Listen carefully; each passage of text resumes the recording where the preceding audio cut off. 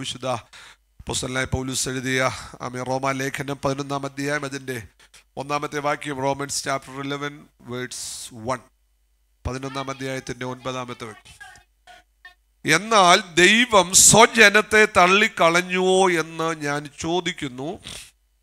ഒരു നാളുമില്ല. ഞാനും ഇസ്രായേല്യനല്ലോ, അബ്രഹാമിന്റെ സന്തതിയിൽ ബെന്യാമീൻ ഗോത്രത്തിൽ ജനിച്ചവൻ തന്നെ. അതിൻ്റെ ഒടുവിൽ ആ 33 മുതലുള്ള വാക്യങ്ങൾ. ദൈവത്തിൻ്റെ ധനം, ജ്ഞാനം, അറിവ് എന്നിവയുടെ ആഴമേ, അവൻ്റെ ന്യായവിധികൾ എത്ര അപ്രമേയവും അവൻ്റെ വഴികൾ എത്ര അഗോചരവുമാകുന്നു. കർത്താവിൻ്റെ മനസ്സറിഞ്ഞവൻ ആര്? അവന് മന്ത്രിയായിരുന്നവൻ ആര്? അവന് വല്ലതും മുമ്പേ കൊടുത്തിട്ട് പ്രതിഫലം വാങ്ങുന്നവനാര്? സകലവും അവനിൽ നിന്നും അവനാലും അവങ്കലേക്കുമാകുന്നുവല്ലോ. അവന് എന്നേക്കും മഹത്വം. ആമേൻ. For from him and through him and to him are all things. To him be glory forever. Amen. Amen. Amen. വിശ്വാസത്താലുള്ള നീതീകരണം. അപ്പോസ്തലനായ വിശുദ്ധ പൗലോസിന്റെ സുവിശേഷം എന്നൊക്കെ വിളിക്കപ്പെടുന്ന പുസ്തകമാണല്ലോ ഈ റോമാലേഖനം. ദൈവത്തിന്റെ വചനം നമുക്ക് ജീവനും ചൈതന്യവും നൽകുന്നതാണ്. റോമാലേഖനം 1 മുതൽ 8 വരെയുള്ള അധ്യായങ്ങൾ വിശ്വാസത്താലുള്ള നീതീകരണത്തെ വിശദീകരിക്കുകയാണ്. യഹൂദനായാലും യഹൂദേതരനായാലും, ജൂ ഓർ ജെന്റൈൽ, എല്ലാവരും തുല്യരാണ് അല്ലെ. 3-ാം അധ്യായത്തിന്റെ 23-ാമത്തെ വാക്യം നാം ഇങ്ങനെ വായിക്കുന്നു: ഒരു വ്യത്യാസവുമില്ല, എല്ലാവരും പാപം ചെയ്ത് ദൈവ തേജസ് എന്ത് ചെയ്തു? ഇല്ലാത്തവരായിട്ട് തീർന്നു. അങ്ങനെയാണെങ്കിൽ എല്ലാവരും ഒരുപോലെ കുറ്റക്കാരാണ്, എല്ലാവരും ഒരുപോലെ പാപികളും നഷ്ടപ്പെട്ടവരുമാണ്, സകല മനുഷ്യരും. അത് എന്താ പറയുക, കാസ്റ്റില്ല, ക്രീഡില്ല, എത്നിക് ഗ്രൂപ്പുകളില്ല, ഭാഷാ വ്യത്യാസമില്ല. എല്ലാവരും ഒരുപോലെ ദൈവ തേജസ് നഷ്ടപ്പെടുത്തി കളഞ്ഞവരാണ്. എന്നാൽ നമ്മെ തേജസ്സിലേക്ക് മടക്കി കൊണ്ടുപോകേണ്ടതിനാണ് യേശുക്രിസ്തു ഈ ഭൂമിയിലേക്ക് ഇറങ്ങി വന്നത്. Price the Lord, hallelujah. അങ്ങനെ എല്ലാവർക്കും രക്ഷപ്പെടാനായിട്ട് ഒറ്റ വഴിയേ ഉള്ളൂ, അത് കർത്താവായ യേശുക്രിസ്തുവിൽ വിശ്വസിക്കുക എന്നുള്ളതാണ്.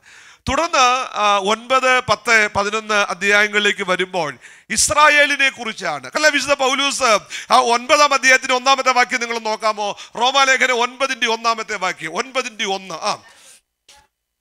ഞാൻ ക്രിസ്തുവിൽ എന്ത് ചെയ്യാണ്? സത്യം പറയുന്നു. ഞാൻ പറയുന്നത് എന്തല്ല, ഫോഷ്കല്ല. എനിക്ക് വലിയ ദുഃഖവും ഹൃദയത്തിൽ എന്തുണ്ട്? ഇടവിടാതെ നോവുണ്ട് എന്ന് എൻ്റെ മനസ്സാക്ഷി എനിക്ക് പരിശുദ്ധാത്മാവിൽ എന്ത് ചെയ്യുന്നു? പൗലോസ് അപ്പോസ്തലന്റെ ഹൃദയത്തിന്റെ ദുഃഖം എന്താണ്? അദ്ദേഹത്തിന്റെ ഭാരം എന്താണ്? വളരെ ലളിതമായിട്ട് വായിക്കുന്നുണ്ട്. മറ്റൊന്നുമല്ല, തൻ്റെ പിതൃജനതയുടെ ആത്മീക അധപ്പതനത്തെ ഓർത്ത് തന്റെ മനസ്സ് നോവുകയാണ്. ഇവിടെ കർത്താവിന്റെ ദാസൻ പ്രിയ റോഷൻ ഓർമ്മപ്പെടുത്തിയല്ലോ, നെഹമ്യാവിന്റെ കഥ, അത് ചരിത്രം വായിക്കുകയുണ്ടായല്ലോ. ഞാൻ നിങ്ങളോട് ചോദിക്കട്ടെ, ആമേൻ, നമ്മളുടെ ആ സന്തോഷങ്ങളിൽ, അതിൻ്റെ സുരക്ഷകളിൽ ഒതുങ്ങി സമാധാനത്തോടെ നമുക്ക് വേണ്ടി ജീവിക്കാനുള്ളവരല്ല. ദൈവം നമ്മെ ഏൽപ്പിച്ച ഒരു ഉത്തരവാദിത്വം ഉണ്ടെന്നറിയണം. ഒരാമയും പറഞ്ഞേ, നമുക്കൊരു കടമയുണ്ട്, നമുക്കൊരു കടപ്പാടുണ്ട്. അപ്പോസ്തലനായ പൗലോസ് തൻ്റെ എത്നിക് ഗ്രൂപ്പായ ഇസ്രായേലിനെ കുറിച്ച് പറയുന്നു: എനിക്ക് വേദനയുണ്ട്, എനിക്ക് സങ്കടമുണ്ട്, എൻ്റെ മനസ്സ് നുറുങ്ങ. ഒരു ഘട്ടം പറയുന്നുണ്ട്: അവർ രക്ഷപ്പെടുന്നെങ്കിൽ ഞാൻ ശാപഗ്രസ്തനാകാൻ വരെ തയ്യാറാണ്. ഒരാമയും പറഞ്ഞേ, ഹല്ലേലൂയ. ഇന്ന് പകൽക്കാലം ഇന്ത്യയിലെ ഓരോ വ്യക്തികളും ക്രിസ്തുവിലേക്ക് എത്തേണ്ടതിന് സ്വയം നഷ്ടപ്പെടുത്താൻ വരെ സന്നദ്ധതയുള്ള ഒരു സമൂഹമായി മാറാൻ നമുക്ക് സാധിക്കണം. എൻ്റെ പൗലോസ് അപ്പോസ്തലനെ നമ്മൾ അനുകരിക്കണം. കാരണം തൻ്റെ അത്ര വലിയ പാഷനേറ്റീവാണ് തൻ്റെ ജനതയെ കുറിച്ചുള്ളത്. എന്നിട്ട് വായിക്കുന്നുണ്ട്, അവൻ ദൈവത്തിന്റെ വചനം വൃഥാവായി പോയോ? ഒരു നാളുമില്ല.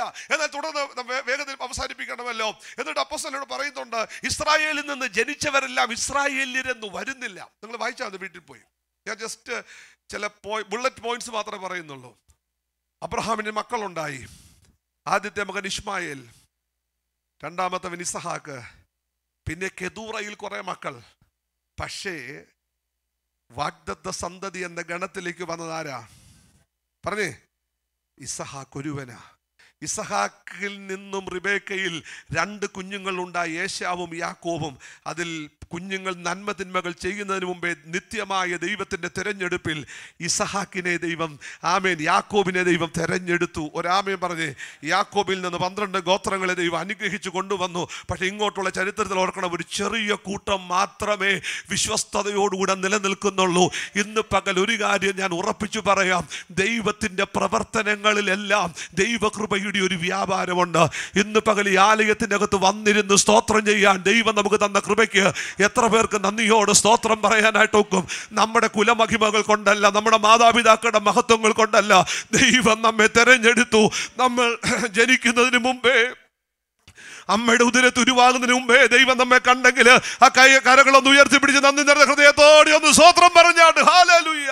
അപ്പോസ്തലനായ പൗലോസ് പറയുന്നത് ഇങ്ങനെയാണ്, ഇസ്രായേലിന്റെ രക്ഷ, അവരുടെ വീണ്ടെടുപ്പ്, അതാണ് എൻ്റെ മനസ്സിലെ ആഗ്രഹം. പക്ഷേ ഒരുവൻ രക്ഷയിലേക്ക് വരണമെങ്കിൽ ദൈവത്തിൻ്റെ ഒരു തെരഞ്ഞെടുപ്പിന്റെ കരമുണ്ട്. അതിന്റെ 10-ാമത്തെ അധ്യായത്തിന്റെ 1-ാമത്തെ വാക്യം ഒന്ന് വായിക്കാമോ? 10:1 ഒച്ചത്തിൽ വായിച്ചാട്ട് കൃത്യതയോടെ. സഹോദരന്മാരെ, എന്തോ അവർ രക്ഷിക്കപ്പെടണമെന്ന് തൻ്റെ പിന്നീട് പറയുകയാണ്. ആ തിരഞ്ഞെടുപ്പിലെ ദൈവനിർണയം പറഞ്ഞിട്ട് 10-ാം അധ്യായം വീണ്ടും പറയുക, എൻ്റെ ഹൃദയത്തിൽ ഒറ്റ ആഗ്രഹമേ ഉള്ളൂ, അവരൊക്കെ എന്ത് ചെയ്യണം. പക്ഷെ ഇവര് രക്ഷിക്കപ്പെടാതെ പോയതിന്റെ കാരണം 10-ാം അധ്യായത്തിന്റെ അവസാനത്തെ വാക്യങ്ങളിൽ നമ്മൾ വായിക്കുന്നുണ്ട്. നീതിയാണ് അവർ അന്വേഷിച്ചത്. പക്ഷെ അവർ അന്വേഷിച്ച നീതി പ്രവർത്തികളിലൂടെയുള്ള നീതീകരണമാണ്. അവരുടെ ഉള്ളിൽ എന്തുണ്ടായിരുന്നു? There was a quench, there was a thirst. Justify ചെയ്യപ്പെടണം, ദൈവത്താൽ ഒന്ന് നീതീകരിക്കപ്പെടണം, ദൈവം എന്നെ നിഷ്കളങ്കനായി പ്രഖ്യാപിക്കണം എന്ന ഹൃദയത്തിനകത്ത് വാഞ്ചയുണ്ട്, കൊതിയുണ്ട്. നല്ലതാ, നല്ല ആഗ്രഹങ്ങൾ നല്ലതാ. പക്ഷെ അതിനുവേണ്ടി ഉപയോഗിക്കുന്ന മാർഗം വലുത് വിലപ്പെട്ടതാ കേട്ടോ. ഇവർ അന്വേഷിച്ചത് എന്താണെന്നറിയോ? പ്രവർത്തികളിലൂടെ നീതീകരിക്കപ്പെടാനാ. എന്നാൽ ഒരു കാര്യം നമ്മൾ തിരിച്ചറിയണം, ഒരു മനുഷ്യൻ എത്ര കൃത്യതയോടെ പ്രവർത്തിക്കാൻ ശ്രമിച്ചാലും ഒരിക്കലും മനുഷ്യന്റെ പ്രവർത്തനങ്ങളൊന്നും തന്നെ അവനെ ദൈവസന്നിധി നീതീകരിക്കപ്പെടുകയില്ല. നീതീകരിക്കപ്പെടാൻ ഒരൊറ്റ വഴിയേ ഉള്ളൂ, ഹൃദയം കൊണ്ട് വിശ്വസിച്ച് രക്ഷയ്ക്കായി വായി കൊണ്ട് ഏറ്റുപറയുന്നവൻ മാത്രമേ രക്ഷിക്കപ്പെടുകയുള്ളൂ. എന്നോട് ചേർന്ന് എത്ര പേർക്ക് ഒരു ആമേൻ പറയാനായിട്ടൊക്കും? വളരെ സിമ്പിൾ ആയിട്ടുള്ള വഴിയാണ്. രക്ഷിക്കപ്പെടാൻ ഒരൊറ്റ വഴിയേ ഉള്ളൂ. ഇതിൻ്റെ അകത്ത് ആരെങ്കിലും രക്ഷിക്കപ്പെടാത്തവരുണ്ടെങ്കിൽ ഒരൊറ്റ വഴിയേ ഉള്ളൂ. അതിന് നിങ്ങൾ സ്നാനപ്പെടണ്ട. ആമേൻ, സ്തോത്രം. അതിന് നിങ്ങൾ എന്തെങ്കിലും ദാനധർമ്മങ്ങൾ ചെയ്യേണ്ട ഒരൊറ്റ വഴിയേ ഉള്ളൂ. യേശുവിനെ കർത്താവിന്റെ രക്ഷിതാവുമായി നമ്മൾ ഹൃദയം കൊണ്ട് വിശ്വസിച്ച് രക്ഷയ്ക്കായി വായി കൊണ്ട് ഏറ്റുപറയണം. യേശു എൻ്റെ പാപത്തിന് പരിഹാരത്തിനായി കാൽവരിയിൽ പരമബലിയായി തീർന്നു എന്ന് ഏറ്റുപറയുന്നിടത്താണ് വീണ്ടെടുപ്പുള്ളത്. ആ കൈയൊന്ന് ഉയർത്തിപ്പിടിച്ചൊന്ന് സ്തോത്രം പറഞ്ഞാട്ട് ഒരു മനുഷ്യൻ യേശുവിനെ രക്ഷിതാവും കർത്താവുമായി സ്വീകരിക്കുമ്പോൾ അവന്റെ പാപത്തിന്റെ കുറ്റകർത്താവ് ക്ഷമിക്കുകയാണ്. അച്ഛോ, എൻ്റെ കർത്താവ് എന്നെ വീണ്ടെടുക്കാനായിട്ട് കാർവലിന്റെ കൊലക്കളത്തിൽ ഇങ്ങനെ തൂങ്ങിക്കിടക്കുക. കണ്ടു നിൽക്കുന്ന ആരെങ്കിലും പറഞ്ഞോ ഇവൻ നമ്മുടെ രക്ഷയ്ക്ക് വേണ്ടിയാണെന്ന്? സകല ആളുകൾ ഓരോ അഭിപ്രായം പറഞ്ഞേച്ച് പോവുക. ഓരോരുത്തർ പറഞ്ഞു, നിന്നെ തന്നെ എന്ത് ചെയ്യാം, രക്ഷിക്കാൻ നീ ക്രൂശിൽ നിന്ന് നീ ദൈവപുത്രനാണെങ്കിൽ. ഇന്ന് പകൽ ഓർക്കണം, രാവിലെ 9 മണിക്ക് ക്രൂശിക്കപ്പെട്ട കർത്താവ് വൈകുന്നേരം 3 മണി വരെ കാൽവരി കുരിശിൽ കിടക്കുക കർത്താവ്. എന്തിനാണെന്നറിയാമോ? ഒരു കാര്യം നമ്മൾ ഓർക്കണം, മരത്തിൻ്റെ മേൽ തൂങ്ങുന്നവൻ ശപിക്കപ്പെട്ടവനാ. ആ ശാപം, എൻ്റെ പാപത്തിൻ്റെ പരിണിത ഫലമായ നിത്യശിക്ഷ എൻ്റെ കർത്താവ് സന്തോഷത്തോടെ അനുഭവിച്ചു. തൻ്റെ മുമ്പിൽ വെച്ച സന്തോഷം ഓർത്ത് ഇന്ന് പകൽ ഓരോ വ്യക്തികളും മനസ്സിലാക്കണം, വീണ്ടെടുപ്പെന്ന് പറഞ്ഞാൽ കുഞ്ഞെ ചെറിയ കാര്യമല്ല കേട്ടോ. വീണ്ടെടുപ്പിന് ക്രിസ്തു കൊടുത്തത് വലിയൊരു വിലയാ. ഒന്നുകൂടെ പറഞ്ഞാൽ, അപമാനത്തെ അലക്ഷ്യമാക്കി 3 ആണികളിൽ മുൾക്കിരീടധാരിയായി വിലാപ്പുറ കുത്തി തുറന്ന് അവസാനം ഒരു തുള്ളി വെള്ളം കൂടെ പുറത്തേക്ക് വരുമ്പോൾ ആ ശരീരത്തിൽ പിന്നെ ഒന്നുമില്ല, അല്പം പോലും ഒരു ലിക്വിഡും തൻ്റെ ശരീരത്തിൽ അവശേഷിക്കുന്നില്ല. അവസാനത്തേതും കൂടെ ചോര ഒഴുകി ഇറങ്ങി വെള്ളം കൂടെ വാർന്നു നിൽക്കുമ്പോൾ ഇന്ന് പകൽ വളരെ ഗൗരവത്തോടെ മനസ്സിലാക്കണം, മനുഷ്യന്റെ വീണ്ടെടുപ്പ് വില കുറഞ്ഞതല്ല. സഹോദരൻ ശവക്കുഴി കാണാതെ അവൻ എന്നേക്ക് ജീവിച്ചിരിക്കേണ്ടതിന് അവനെ വീണ്ടെടുപ്പാൻ ലോകത്തിൽ ആർക്കും കഴിയുകയില്ല. കാരണം അവന്റെ വീണ്ടെടുപ്പ് വിലയേറിയതാ. എന്നാൽ ഇന്ന് പകൽ എത്ര പേർക്ക് സന്തോഷത്തോടെ പറയാൻ കഴിയും, ഞാൻ വീണ്ടെടുപ്പ് കാത്തു നിൽക്കുന്നവനല്ല, എന്റെ പാപത്തിന്റെ ശിക്ഷ എന്റെ കർത്താവ് ഏറ്റെടുത്തു, അവന്റെ ചോര കൊണ്ട് എന്നെ ശാപത്തിന്റെ പിടിയിൽ നിന്നും വിടുവിച്ചു എന്ന് ഉറപ്പുള്ള ദൈവം ദൈവമക്കൾ കൈകളൊന്ന് ഉയർത്തി ദൈവത്തിന് നന്ദിയോട് സ്തോത്രം പറഞ്ഞാട്ട് ആദാമ്യ വർഗത്തിന്റെ മുഴുപാപവും എന്റെ വ്യക്തിപരമായ ജീവിതത്തിന്റെ എല്ലാ കുറവുകളെയും കാൽവരി കുരിശിൽ കർത്താവ് ഏറ്റെടുത്തെങ്കിൽ ആ കൈയൊന്ന് ഉയർത്തിയൊന്ന് സ്തോത്രം പറ. അങ്ങനെയാണെങ്കിൽ രക്ഷ എന്ന് പറഞ്ഞ് എന്തൊക്കെ ചെയ്താൽ പ്രിയരെ രക്ഷപ്പെടാൻ കഴിയില്ല. ഒറ്റ വഴിയേ ഉള്ളൂ. ആ ക്രൂശിനെ നോക്കിക്കൊണ്ട് പറയണം, ഉത്തരവാദി ഞാനാണെന്ന്.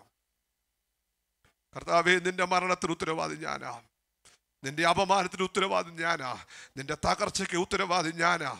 എത്ര പേർക്ക് ഞാൻ പറഞ്ഞ് മനസ്സിലാവുന്നുണ്ട്? ഇന്ന് പകൽ പലപ്പോഴും ഞാൻ പറയാം, പെന്തക്കോസ്തരായ നമ്മെ സംബന്ധിച്ചിടത്തോളം നമ്മുടെയൊക്കെ ജീവിതത്തിൽ രക്ഷ സൗജന്യമായി ലഭിച്ചു എന്ന ഒറ്റ കാരണത്തിന് വില കുറിച്ച് കാണുന്നവരുണ്ട്.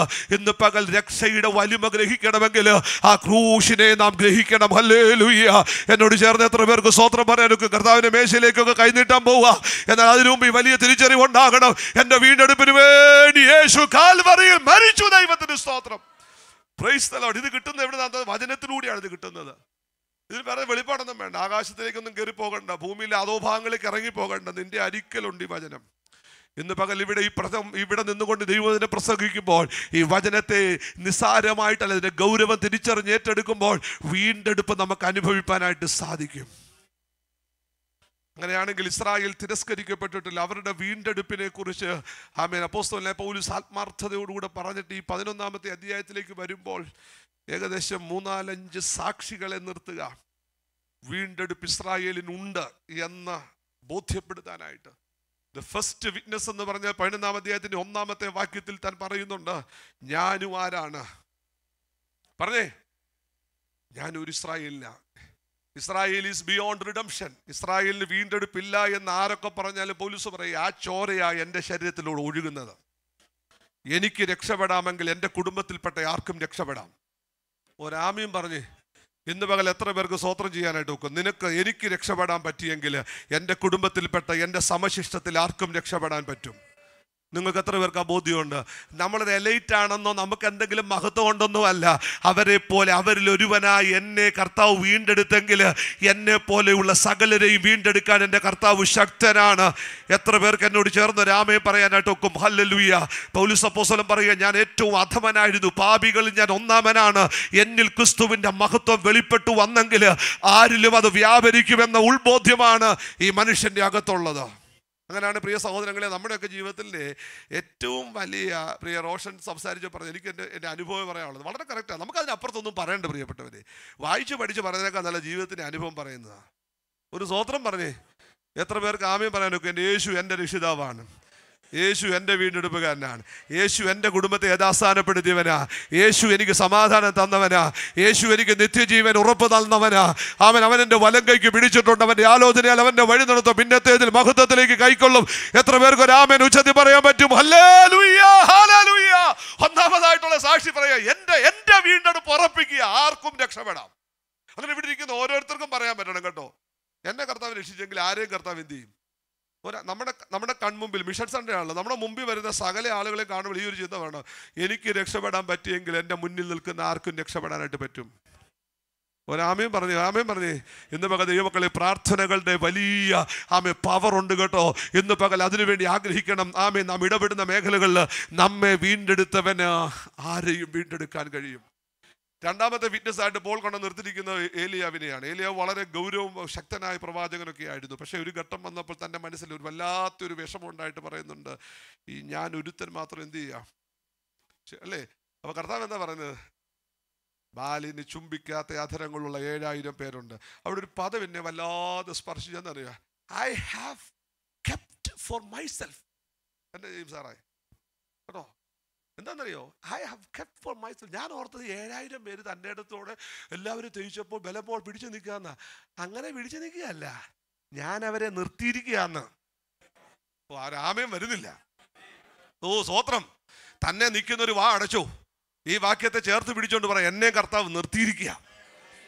ഒരാമേൻ പറഞ്ഞേ. ആമേ ബാലിനെ മുട്ടുകുത്താതെ, അശേര പ്രതിഷ്ഠകളുടെ മുമ്പിൽ കുമ്പിടാതെ, ആമേ ഇസബേലിന്റെ ഭീഷണികളെ വകവെക്കാതെ, ആഹാബിന്റെ തന്ത്രങ്ങളുടെ മുമ്പിൽ കുടുങ്ങിപ്പോകാതെ ഒരു സന്തതിയെ ദൈവം സംരക്ഷിച്ച് നിർത്തുക. ഒരു ദൂത ഇന്ന് പകൽ ഞാൻ പറയാം, ദൈവ പൈതലേ, നമ്മളാരും നടക്കുകയല്ല, ദൈവം നമ്മെ ഓരോ ദിവസവും നടത്തുക.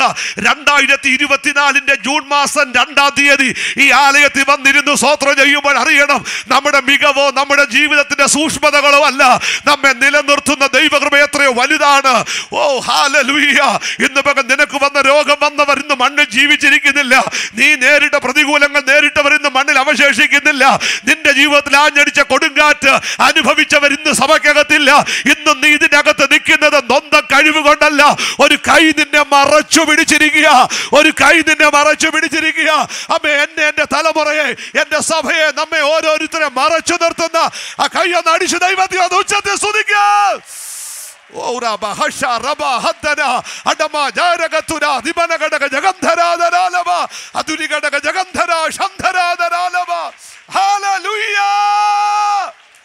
We bless your holy name. Hallelujah. അങ്ങനെയാണെങ്കിൽ രണ്ടാമത്തെ സാക്ഷ്യം പറയുന്നത് എന്താ അറിയോ? ഏലിയാവിന്റെ വാക്കാണ്. എപ്പോഴും ഓർത്തോണം കേട്ടോ. യോബേദ് എന്ന് പറയുന്ന, ഒബദ്യാവ് എന്ന് പറയുന്ന ഒരാൾ 50 പ്രവാചകന്മാരെയൊക്കെ സൂക്ഷിച്ചിട്ടുണ്ട്. അതൊക്കെ നമുക്കറിയാം, നമ്മൾ സൂക്ഷിച്ചതൊക്കെ അറിയാം. പക്ഷെ നമ്മുടെയൊക്കെ ഗണത്തിൽപ്പെടാതെ തമ്പുരാൻ സൂക്ഷിക്കുന്നത് എത്ര വലുതാണെന്നറിയോ?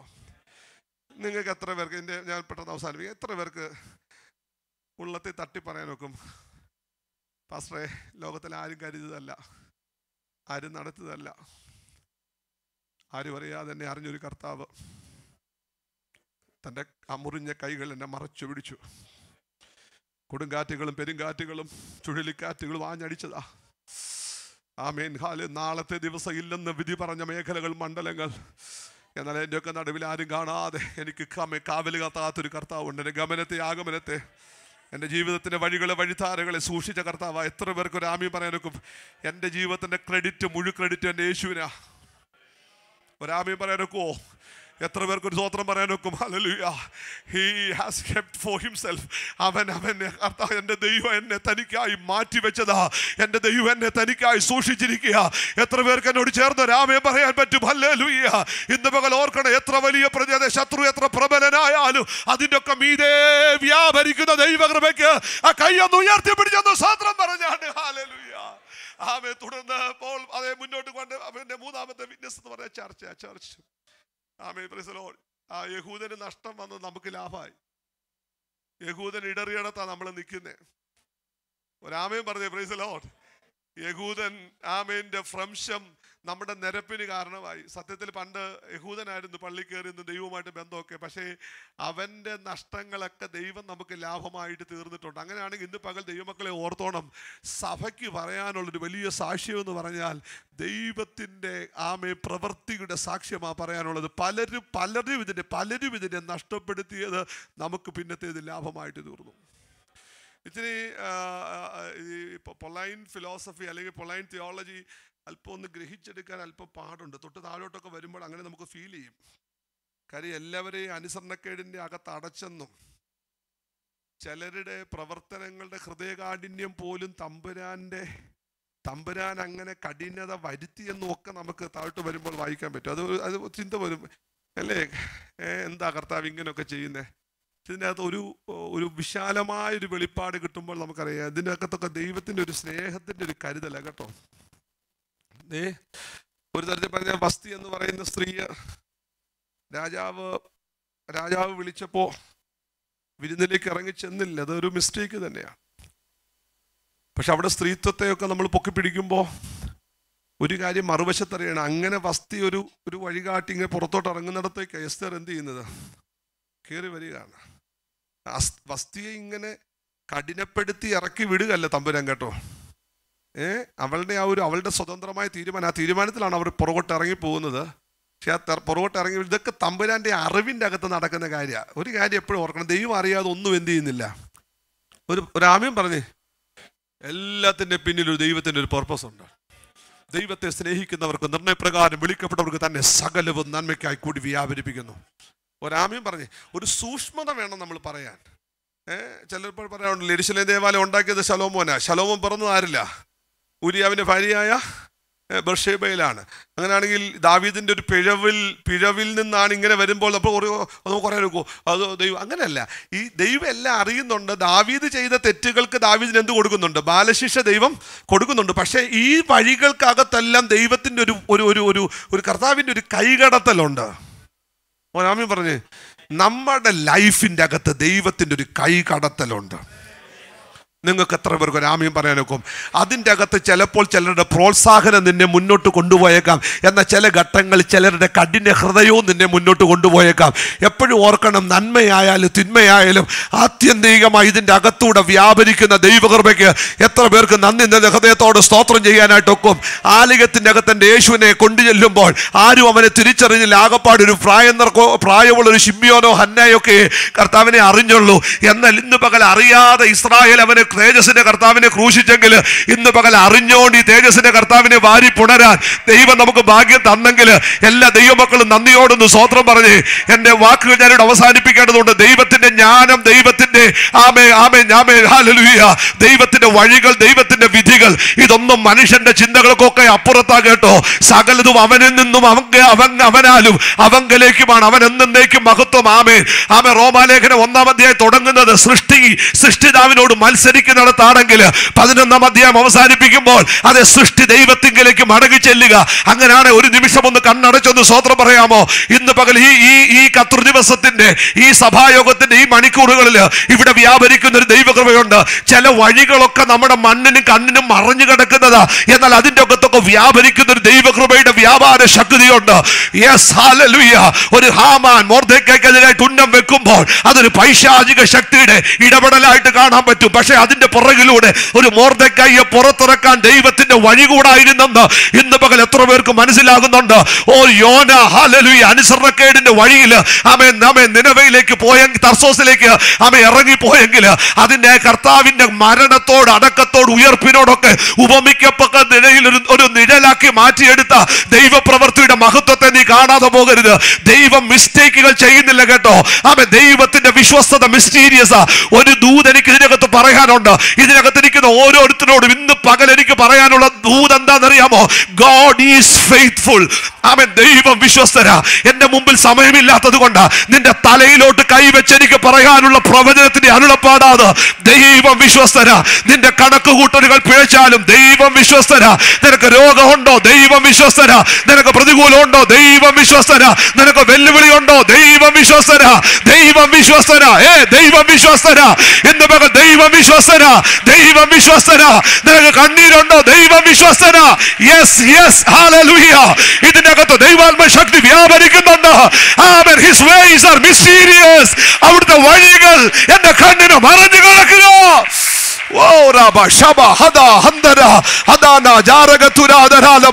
എല്ലാ സകലതും അവനിൽ നിന്ന്, സകലതും അവനിലൂടെയാ. അവങ്കലേക്ക് കയ്യൊന്ന് അടിച്ചു സ്തോത്രം പറ. യേശുവിനെ ഉച്ചത്തിലൊന്ന് ആരാധിക്കുക. അൽഫയും ഒമേഗയും, ആദ്യനും അന്ത്യനും സർവശക്തനുമാണ് അവൻ. ഓ, ആ കൈകളൊന്ന് അടിച്ച് സ്വോത്രം പറഞ്ഞേ. ഉച്ചത്തിലൊന്ന് സ്വോത്രം പറഞ്ഞേ.